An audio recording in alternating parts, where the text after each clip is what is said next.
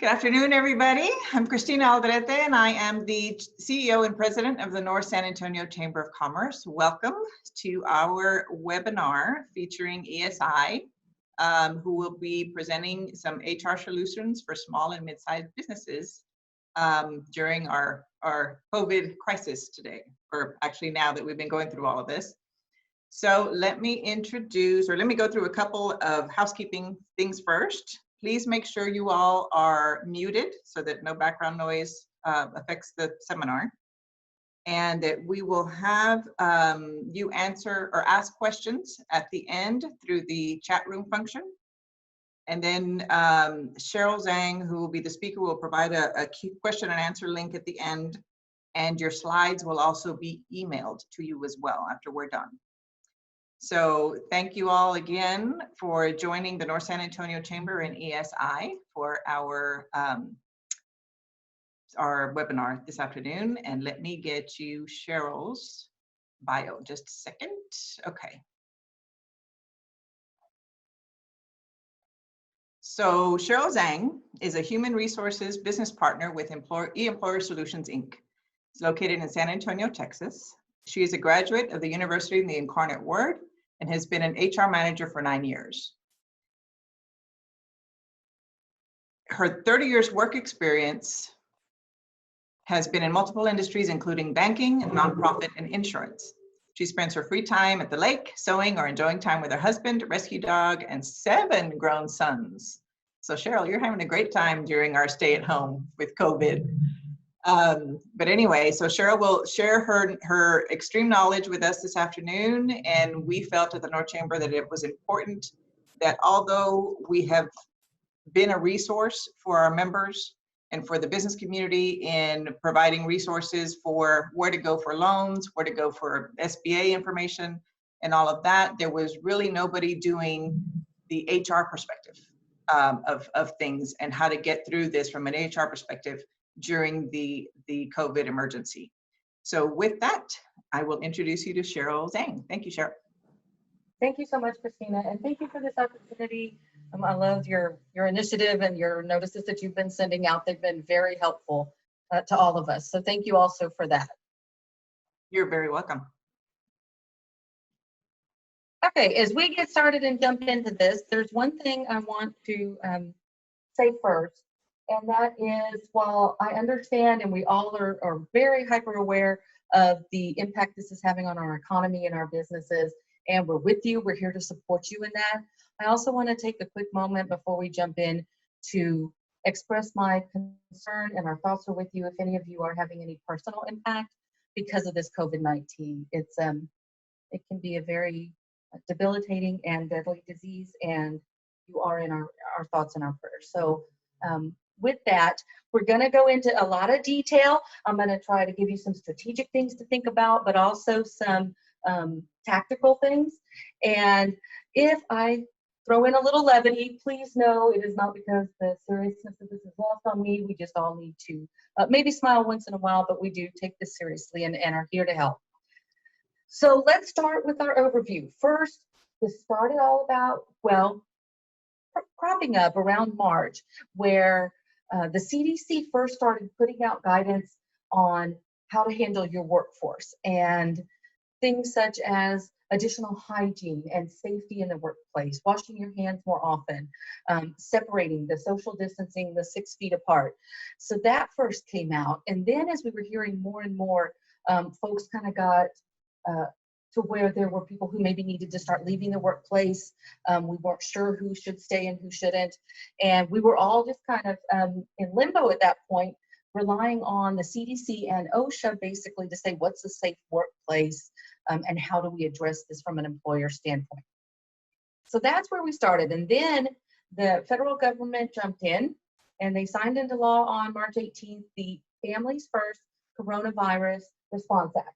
This is the one that provides emergency paid sick leave and emergency FMLA that employers are required to pay for their employees. We're going to go into a lot more detail about that. It was effective April 1st, and this is going to cover any leave that the employee takes for a COVID-19 related reason up through December 31st. So There's the timeline for that right now as it stands. The next thing that came out was the CARES Act. This is the economic stimulus that includes stimulus payments to all Americans. It includes, as you can see, the payroll protection program loans. Those are the ones that can be forgiven. They're supported by the Small Business Administration. They're separate from the traditional SBA loans. And those started taking applications on April 3rd. There's also in the CARES Act some unemployment benefit expansions, and we'll talk about those a little bit as well. So all this is happening. We're right at the end of March. Everything's going into effect first week of April. And in the meantime, probably right a little bit before that, all our states and our municipalities, our counties started putting out their stay-in-place orders. And so at the same time, we're trying to stay in place. We're trying to pay people for sick leave. Which one is it? Do they come to work? Do they not come to work? Are we essential? And when do we have to pay them? So we're going to try and wade through this right now. All right, one thing I am going to touch on real quick to let you know what I'm not going to talk about. These are some HR crossover issues. So while, of course, your payroll provider, your HR department is going to have all of the data, the reports, they're going to do some tracking and help you apply for loans, get the information you need. We want to refer you for these topics to your tax professional or your lender. So again, there are tax breaks out there. Some of them are in along with the paid sick leave. So when you're paying sick leave, and I will go into that a little bit, you can get a payroll tax break for that. But then the CARES Act also put out an employee retention tax credit and a deferral of your Social Security taxes. And all of these can be affected if you have a PPP loan. So watch for those. And I just wanted to throw a few bullets in. So when you do talk to your tax professional or your CPA, you have some knowledge of some of the things you may want to make sure that you're handling. Same thing with the Payroll Protection Program loan forgiveness. So as these loans are being forgiven, you have requirements to do that, such as bringing your employees back, using the loans for certain specific qualifying expenses, which is payroll, yes, but also could be your rent, utilities, those type of things as a business owner. And then some things that can reduce the amount that's going to be forgiven is your employee count, if you reduce that, and your per employee wages. So the number of employees and the amount you're paying them. While yes, we are familiar with this and will help track all of that, I do want to send you to your lender so that you are following their guidelines and making sure that your forgiveness is tied to your lender and not your HR department, and that you're getting that guidance from them. And as Christina had told me last week, I know the lenders are getting guidance on this and are there to help you with this and are doing a great job, as well as the CPAs kind of walking through all of the new information that has come out. So as we're patient with them, just make sure that that's where you're getting your guidance on that. Okay, let's start in about kind of how we started to take adjustments. We talked about we were having everybody wash their hands. We're doing some social distancing.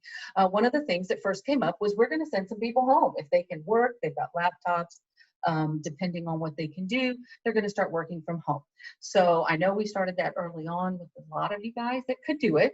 And so if that's part of your strategy, if it's something you're probably already doing, here's a few items I want y'all to think about. You probably already handled the technology issue, making sure they've got what they need, their security's in place, they can print when they need to, fax, that kind of thing.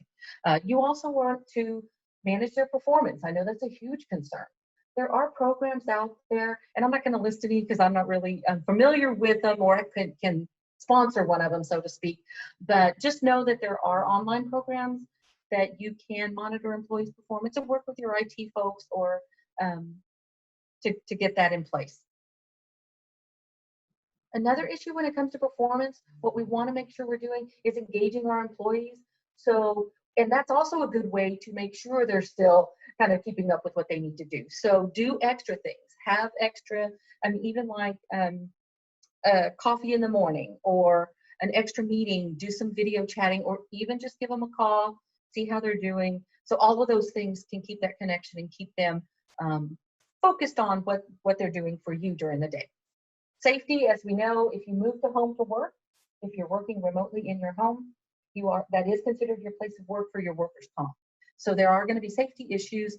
While we cannot physically monitor that, there's some things you can do. Be reminding them of different safety options. Maybe get a quick online tutorial. Work with your, I know we've got our risk consultants who have resources. You can get some online snippets to send to them. Anything that keeps their minds cognizant of that and that they're taking the steps they need not to have any injuries.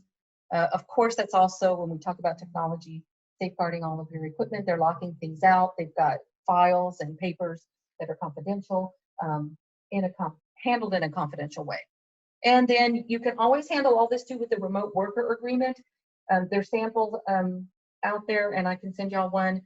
If you want one, just request one from me. They've got, it'll have everything like we talked about, the hours they're supposed to work, the confidentiality, locking their computers, and even the equipment that you issued to them will be included in that. So that's pretty standard, and we recommend issuing that when your employees are working from home. All right, the next thing we started doing was kind of reducing our hours and pay for all of our employees. That was a consideration. One thing that's beneficial if you have to do this for all employees is it kind of can give everybody a shared purpose. It can be difficult when you're seeing one person laid off versus everybody else gets to stay. So some of you will decide to maybe just lower the pay for everyone so everyone's still getting a wage and is able to keep up with some of their financial responsibilities. That's one way that employers have handled this. But again, it is, as an employer, you are able to reduce hours and pay if you need to. You do have to make sure you're still paying minimum wage for all your hourly employees and that you're paying overtime for those hourlies at time and a half or in accordance with your state laws. And we do want to point out for your exempt salaried employees, they are required to make their salary each work week. So the salary that you have an agreement with them for. So if you need to lower their pay, you cannot lower it below $684 per week and still have them be an exempt employee. So make sure you're kind of aware of that. If you do need to lower their pay, then go ahead and document that with the employee. You can do that since we're social distancing. You can do that through email as a confirmation of a conversation you had with them. If you're still in person, it is best to get the employee's signature when you have to make any of these changes. And again, this is for hourly too. But with your exempt folks, you just want to make sure you're not making changes in their pay frequently, but this is an extenuating circumstance and would be reasonable for you to go ahead and make that change and then maybe change it back at the end. Or, of course, you may still have to have other considerations that can be decided at a later time. Just don't change it monthly, something like that. Okay, and anybody that you've reduced hours or pay may be eligible for partial unemployment. We'll cover that in just a few minutes too. And remember, if y'all are having questions, there is a chat option, so please feel free to fill those in. I want to get through everything, and then we'll cover those at the end. Okay, some of the other items we started doing is furloughs and layoffs. And so I want to cover this. We get a lot of questions about this. What's the difference? So basically, they're the same. The employee is not working at all. And so if they are not working at all, if it's temporary, you can call it a temporary layoff or a furlough. Basically the same thing. A permanent layoff is when you're not expecting to bring them back. This can change. So please don't be afraid to go ahead and furlough your employees. Hopefully they'll come back, and I'm making this up, middle of May, end of April. I know some of us, even as soon as the our city ordinance came out, that was through, at first, April 9th. So we were going to bring them back April 9th. And of course, that's been extended to the end of April here for us and maybe different in your cities and states. So it's okay to make that temporary in the beginning and make a decision later. If you have to change it to a permanent layoff, that'll be fine. Okay, benefits are a little different on both of those too. You may continue benefits when you're on furlough, but maybe not. This is something that your insurance carrier is going to determine. And so you need to check in with them and find out if that's okay to do. I think there are some flexibilities that are being worked through when it comes to benefits. So we encourage you to get with your broker, your carrier on that. For a permanent layoff, excuse me, and even if we call this a permanent layoff and then maybe 2 months you're recouping and you're like, okay, let me see if I can bring this person back. That's still at the time that you processed it. If it was still a permanent layoff at that time, then that person's benefits will end and they will be able to apply for COBRA or state continuation of their benefits that they pay for themselves. They'll get a notice sent directly to them. And I always have to say they may be eligible. There are some rare cases where COBRA isn't available. We don't feel that's an issue right now, but I'm just going to give my disclaimer. And in both of these cases, furloughs and layoffs, employees are eligible for unemployment. Okay, let me go through a couple of benefits now that we're talking about it. I want to tell y'all some things that we heard from our benefits team here at EESI, some exceptions that folks are making. Right now, one of the biggest things is if your employee was laid off, and then you do bring them back either because of your PPP loan or at the time that your business picks back up, that the waiting periods are being waived.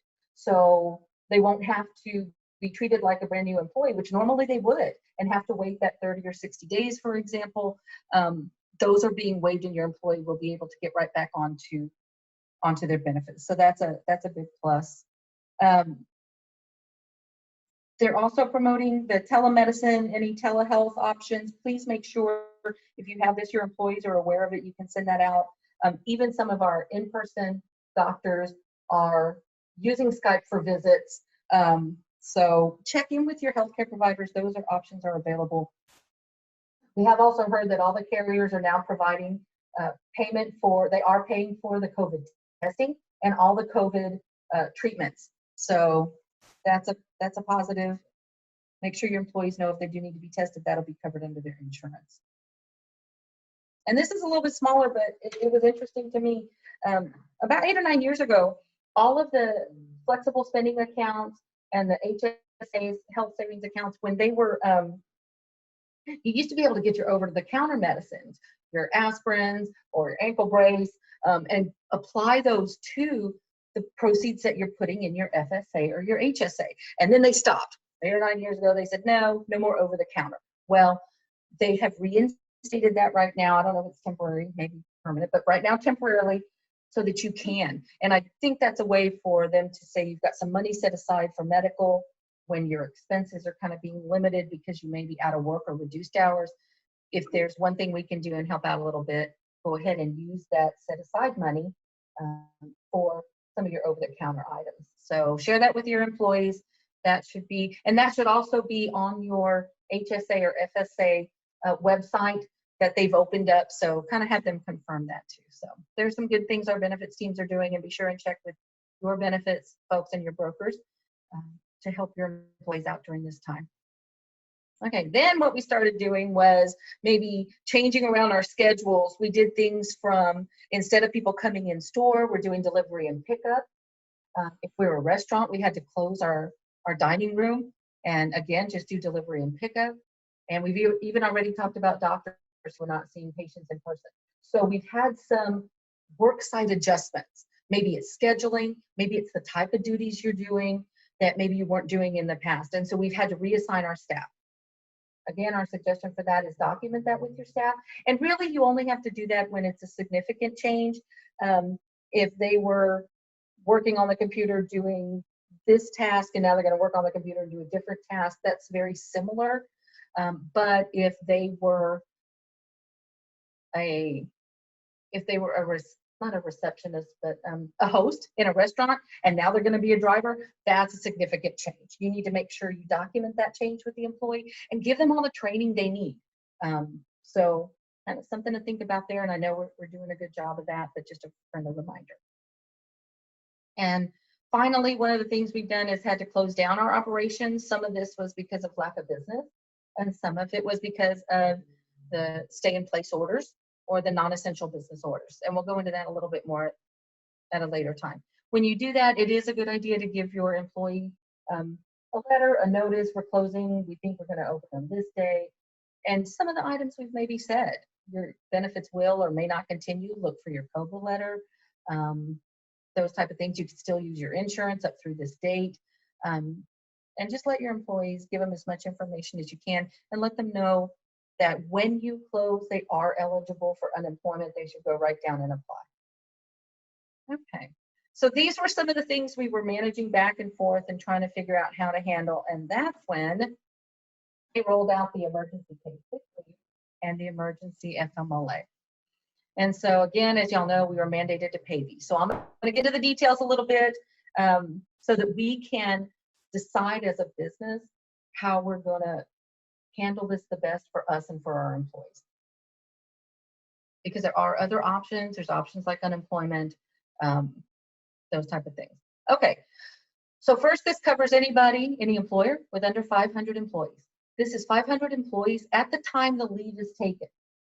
And it's 500 bodies. So that means anybody who's full-time or part-time, you're going to count the body, not the full-time equivalent that we sometimes do, which is a calculation of your part-time people's hours to get you an FTE number that is different sometimes than your actual count of bodies. So make sure you're thinking of that. Make sure each time you get a request, especially if you're hovering right there at the 500 up or down, that you're considering that at the time the person is requesting and the time the leave is going to be taken.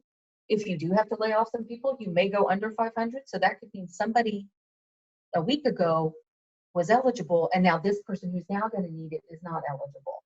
So that could happen. So watch for that if you're on the cusp. Both of these regulations require that the employees return to a same or similar position. I will tell you that when it comes to same or similar position, the emergency FMLA has a bit more, I don't want to say hoops you have to jump through, but some different requirements for bringing somebody back. Whereas normal FMLA, you would, at the end of the 12 weeks of leave, on normal FMLA, if they're not able to come back, may consider an ADA accommodation. I'll throw that in because that might take effect right then. But basically, if they can't come back, then outside of ADA, you can release them from their position. With this expanded FMLA that's only valid for a short time, there are some other things you'll have to do. So if the employee comes back after a certain amount of time, after the 12 weeks, and then says, hey, I can come back now, you're going to need to try to find a place for them. And it may not be the exact position, but there are some different rules about that when folks start coming back. So be aware of that. And if this applies to you, and we'll go through so you can see if it does, just kind of keep that in mind that as you're bringing people back, there may be some extra steps you need to take.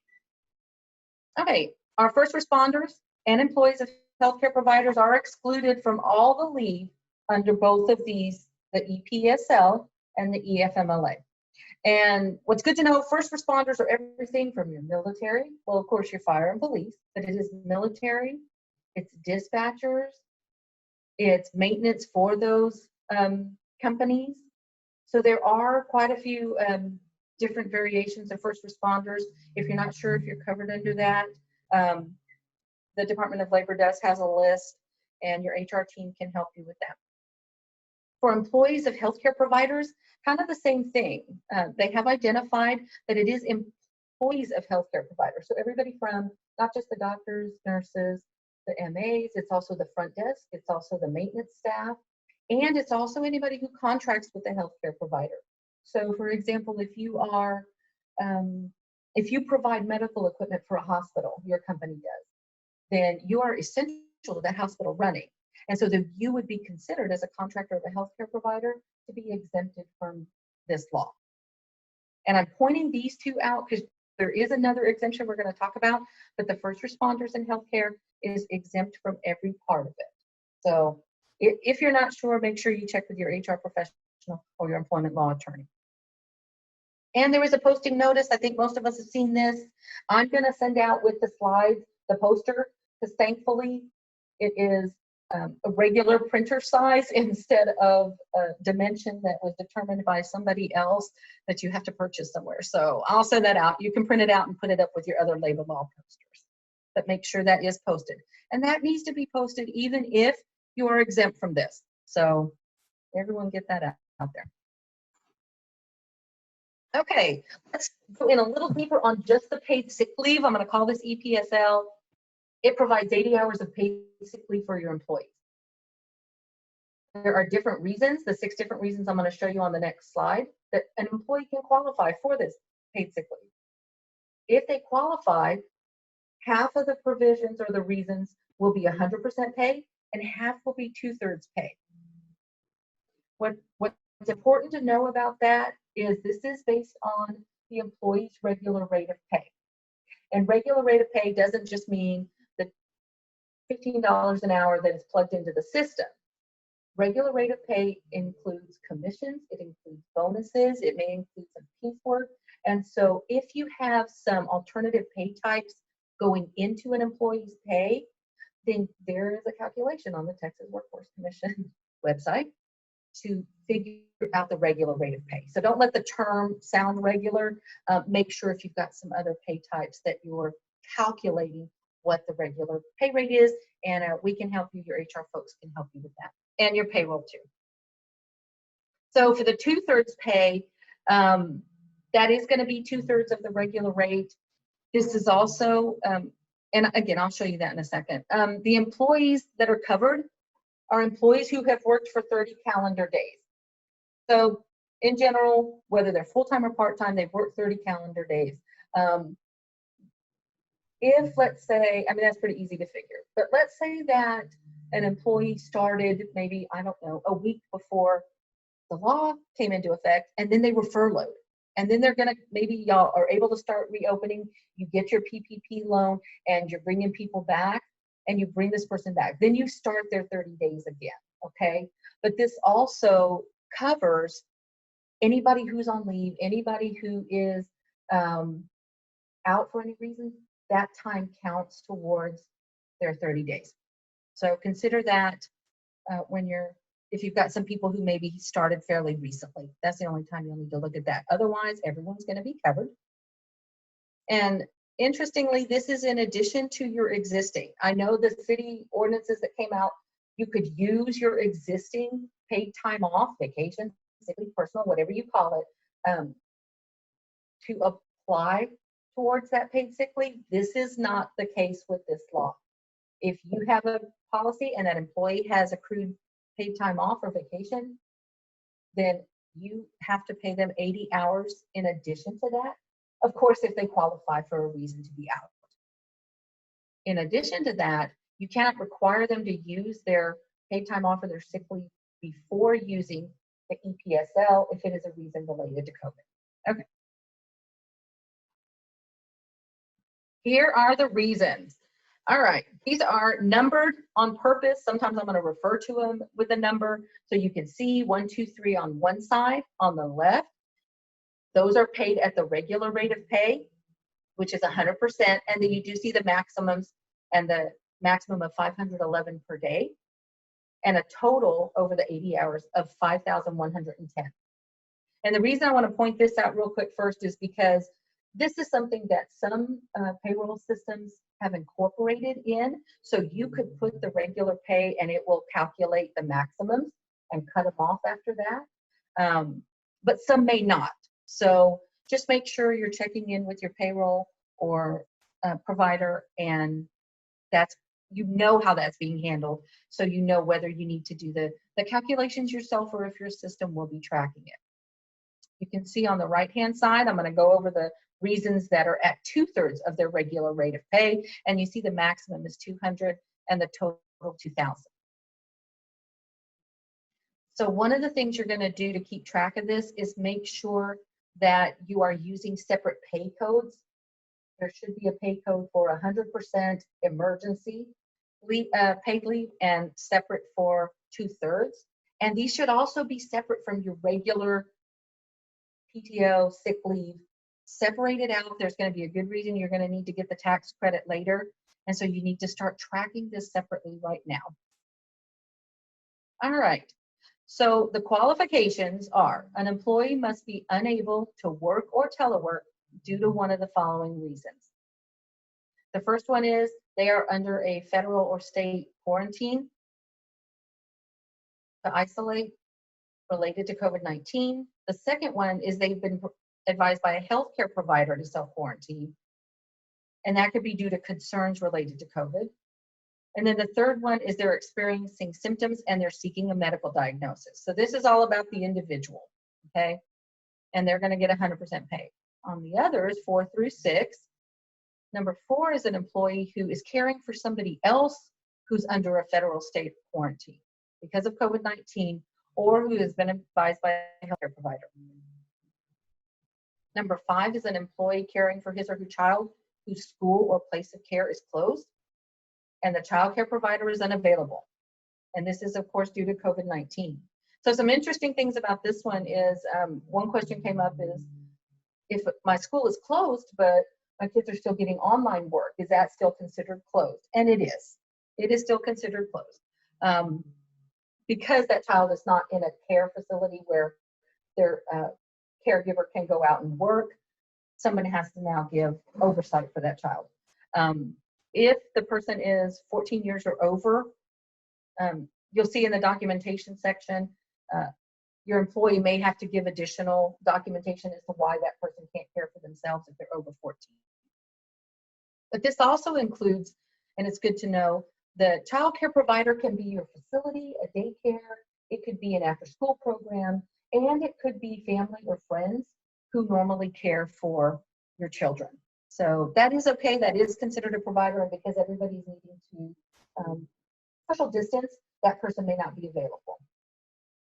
Okay, number 6 is the employee is experiencing any other substantially similar conditions as specified by HHS, and we have not received those specifications yet. So your guess is as good as mine, but we're keeping an eye out for that. Okay, and just make sure you noted at the top of the slide that they're unable to work or telework. So if somebody is able to telework, even if they've been quarantined and they choose and they want to work, maybe they're feeling well enough, but they just have to keep recovering, or they've got a 14-day, that's okay if the employee agrees to it and y'all have an agreement on how that's going to work. Even say, for example, the number 5, if employees are home and maybe a spouse or another caregiver, there's 2 of them at home, but half the day one caregiver is looking after the kids while the other one's working, and then vice versa, they switch. So maybe your employee says, hey, I can work half a day, but I really got to, watch over these kids. They're kind of little, and I need to do that the other half of the day. That's okay, and that may qualify them under this, but at least it's then maybe half a day instead of a full day kind of thing. So watch for that. There has been also some guidance that no, 2 parents do not need to watch the kids full time and both collect this.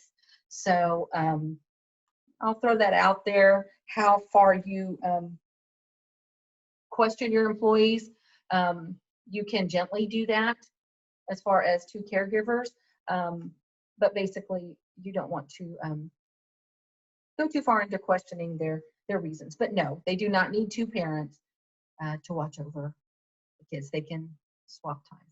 All right. So now let's talk a little bit about the EFMLA. And I put this in the heading specifically because I am an attention to detail person. And I did see that it is called the Emergency Family and Medical Leave Expansion Act. So instead of thinking that someone made a typo, you may see it presented like this, but that's a mouthful, and I'm still going to call it EFMLA. So thank you for indulging me, but just in case. All right. So this act, and this one's, I say super easy. The easiest way to look at this one is it is only to care for the child, which is because their daycare or school is closed, which is basically the same as number 5 on the previous slide. So these 2, for the reason is exactly the same. Okay. Now, how much leave they get and other qualifications, those are going to be a little different, but the reason is exactly the same. Now, under the EFMLA, this is going to give the employee up to 12 weeks of leave, and I'm shaming myself right now for putting paid. It's 12 weeks of leave, and at the last bullet, the first 2 weeks are unpaid, but the next 10 are paid leave, which is very different from regular FMLA. Regular FMLA does not have a requirement to pay your employees, as a lot of us know, but this one does. So again, to go back to the paid and unpaid, the employee can use the first 2 weeks of their leave that's unpaid. They can use the EPSL to pay for that, or any accrued paid leave that they have. You cannot require that the employee use their other accrued paid leave. And this one, just like some of the others, the 4, 5, and 6, this is at 2/3 of the regular rate of pay. One thing that's good to note about this is if your business is closed or if you furloughed an employee, they're not eligible for these because they're not working. This is only for employees who are still working for you. This doesn't mean that once they've been furloughed that they can now say, oh, I need to pay for the emergency paid sick leave or for the EFMLA. Okay, let's talk about the documentation. Because at first, what we were all doing, and we were told to kind of be flexible with your attendance policies. So what that means, since it's not very detailed, is if you have an attendance policy where somebody doesn't show up, and if they don't show up or they say they can't come in and I have this reason I can't come in, and you say, well, we have work, we need you to come in, and they say, well, I'm concerned, I can't, I'm not going to come in. Under normal circumstances, excuse me, that could be a terminable offense. Under these circumstances, the CDC, the agencies controlling this, they want you to be flexible. So maybe the employee is going to be out. They're telling you, I'm afraid I maybe have a pre-existing condition that's underlying that makes the disease harder on me if I get it, and I am afraid to be out here. I need to go home. So they were saying, okay, look, if they really need that, then be flexible. Well, and it wasn't a lot of clear guidance. Well, now we have clear guidance. And what we're going to do is we're still going to be, we are still guided to be somewhat flexible on these policies. However, that doesn't equate to you're going to get paid if you're out. So flexibility and getting paid under this law are two different things. So we're simply talking about the documentation needed for the employee to get paid. And what we're suggesting and what has been suggested is for you to use a standard form. And luckily, I just got one. I got one for the EPSL and one for the EFMLA just the other day. So I'm going to send those out to you. And it's super great because all this information where it says the employee must include their signed statement with their name, the date of the leave, the reason, 1 through 6, right? And a statement that they are unable to work or telework because of the COVID reasons. All of that is on the form. I'll send it to you. I suggest y'all use it. It'll be great. However, as you just noticed, what the documentation is an employee signed statement. So really that is where we're at with this. This documentation is actually what you need in order to get the tax credit. So again, as you know, some healthcare providers are overwhelmed. They may not be able to give documentation. You can still ask for it. And I want to be clear. It is okay if somebody says, I have a COVID diagnosis, to ask for medical certification of that. But at the same time, you're going to need to follow this documentation here that I presented to you. And if they give it to you, great. If not, not taking any adverse action against them for that, because that may not be possible right now. Okay. And if we get to a point where you really think someone is fraudulently taking advantage, before you take any adverse action, I'm always going to recommend that you get with your HR professional or your employment law attorney before doing that. We're kind of in a gray area right now too, and you don't want to be an example after all this is over. Someone puts you up for an example and comes out and tries to call you out for that or to make a complaint. The Department of Labor is the agency that's overseeing these laws. All right, there are a couple additional statements for example, if if you're picking number one, or if the reason is number one, while the employee can't go to work, and that's because a government entity, federal or state or local, has issued a COVID warning that they fall under, then it asks for the name of the government entity. And same thing with the school. There's the name, the date it closed, and that's all included on the forms I'm going to send you. So that'll be nice and easy. Okay, here's what we were all looking for. This is the exemption for employees under 50. I mean, employers who have under 50 employees. So what I'm going to tell you, number one, this is not automatic. So make sure you're not saying, I'm under 50, I'm going to ignore this. We're still going to post the poster. And what the exemption is only from number 5 and from the EFMLA, which, remember, are the exact same thing.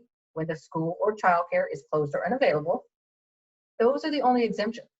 So 1 through 4, which is if you're sick or you're getting tested or you're under a quarantine or you're caring for somebody, those are not exempted at all for any reason. And number 6, the substantially similar condition. So please be aware of that. The school is the only one that's exempted. And the EFMLA, which is nice because that is a benefit to our smaller businesses under 50, because that EFMLA for paid leave for the 10 of the 12 weeks, that could impact, I think, our smaller employers. And so that was noticed and included intentionally to not adversely affect them to that degree. All right.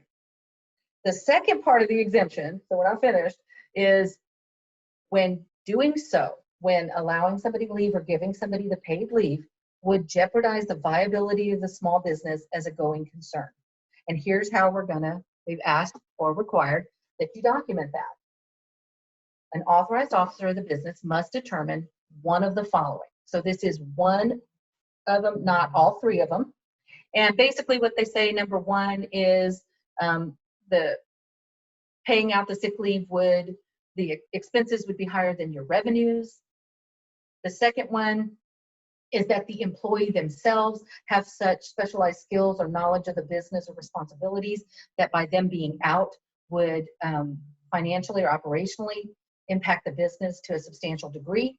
And the third one is basically that there are not sufficient workers able to fill in for the workers that I'm putting out to a degree that your business could not operate at a minimal capacity. So make sure that if you are, and there's no application to be exempt, there's no place you go to say, yes, I'm exempt, and somebody approves it.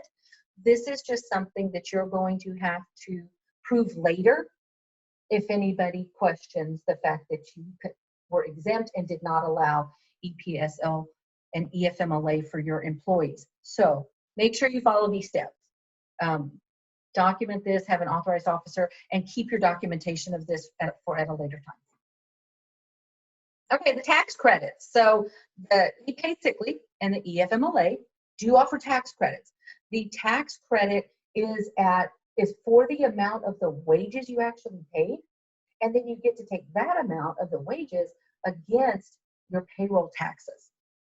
We already talked, you're going to use separate pay codes, and those tax credits are available now. At first, they were going to be next year or next quarter. They are available now. And so again, I'm going to defer to your CPA on this, but I will tell you the questions to ask them that you can deduct from your tax payments right now, your quarterly tax payments or regular, the amount of wages that you're paying your employees under the EPSL and the EFMLA. If the amount of those wages exceeds the amount of taxes you would owe, you can request an advance from the IRS. That's Form 7200. And I'm not going to say any more on that because I know just enough to get me in trouble. Okay, but I wanted y'all to have that. Okay, so know that's out there. I'm going to go quickly over unemployment benefits because we do want some time for Q&A. Again, full benefits are available for furlough and layoff. We talked about that. There are partial benefits for reduced hours. So encourage all your employees to apply. This is the time they need to do it. There are some of the stimulus is protecting employers from the chargebacks. So when your employees use their unemployment, those amounts are charged back, and then your rate for the next year will be considered based on that. So, but this is the time, again, most of that is going to be covered from what we've heard so far, and I'll touch on that. Generally, not eligible for unemployment is anybody who self-isolates but does not have COVID. Now, again, these rules for unemployment may be a little different than the paid sick leave, so kind of watch for that.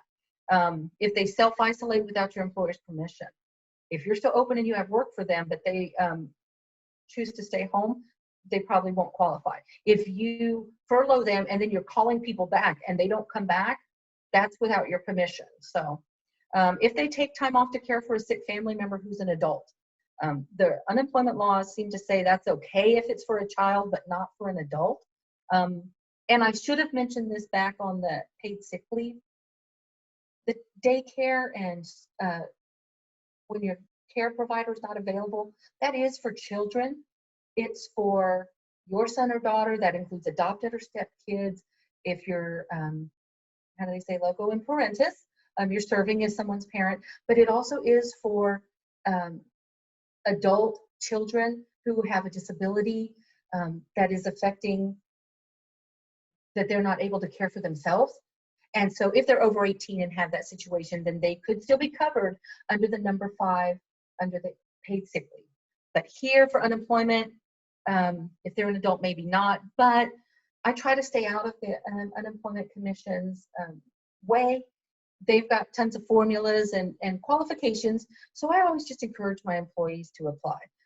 We are, though, looking at how this is going to impact our employees. So I want you to have that information as you're having to make a decision on, can they get unemployment versus can they get some other kind of pay, or how I'm going to move forward as a strategic business move. All right, and again, clearly, if they are paid by you, then they do not qualify. So again, that's if it's a partial reduction, yes. But if they're using their vacation or their sick leave or the e-paid sick leave, the new one, that time is not going to be covered.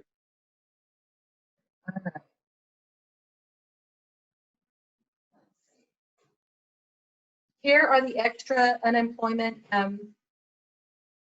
qualifications that came out with the CARE Act. There is an additional $600 a week up through July 31st for employees who are receiving unemployment, full unemployment. We're not sure if that's the same if they're reduced hours or not, but that can be significant, and we're expecting, hopefully not, to see some employees who may think that's a better deal than working. So that does not qualify them if you have work for them. So keep that in mind, but that does mean they could get their full benefit plus $600. They've extended the benefits up to 39 weeks instead of 26. They're waiving this 1 week waiting period, which normally employees would not get paid. I have seen they're waiving if they're that they have to actively seek work. This may be eligible for self-employed and 1099 and gig workers. So even though they're not paying in, they should apply and check with their state to see if they qualify. And if you are a reimbursing employer, I think mostly churches and nonprofits, they are going to have a solution for y'all. It's not out. We don't have any details yet. All of these extra benefits right here, these are covered by the federal law, and these will not be charged back to you. The question we still haven't got clarification on in some of our states is if the original amounts of unemployment are going to be charged back. So we're waiting to hear that. All right.